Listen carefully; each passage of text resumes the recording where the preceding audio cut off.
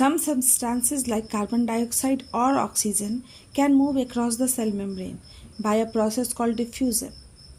So diffusion is the process of movement of substances, whether it is a solid, liquid or gas, from the region of higher concentration to the region of its lower concentration is called diffusion. So it allows the substances to spread uniform in the given space. So the gases, that is the oxygen and the CO2, oxygen has to enter the cell and the carbon dioxide has to leave the cell, and it happens through the process of diffusion. We have studied the process of diffusion in earlier chapters. We saw that there is a spontaneous movement of a substance from a region of higher concentration to a region of lower concentration.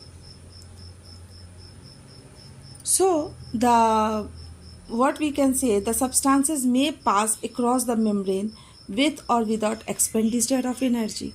So the transport across plasma membrane helps the things to, that ions or molecules to enter the cell, and the useful items as well as cellular waste to leave the cell.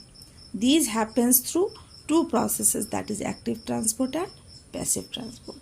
Active transport needs energy to pass the things, and the passive transport includes diffusion, which do not need energy. Something similar to this happen in cells when, for example, some substance like CO2, which is cellular waste. So always think that the cellular waste is carbon dioxide and requires to be excreted out by the cell membrane. By the cell accumulates in higher concentration inside the cell. In the cell's external environment, the concentration of CO2 is low as compared to the inside cell. As soon as there is a difference of concentration of CO2 inside and outside a cell, CO2 moves out of the cell from a region of higher concentration to a region of lower concentration outside the cell by the process of diffusion. So what we have said, that the diffusion is the process of the substances to move from the region of higher concentration to the region of its lower concentration. Why? To spread uniform in the given space.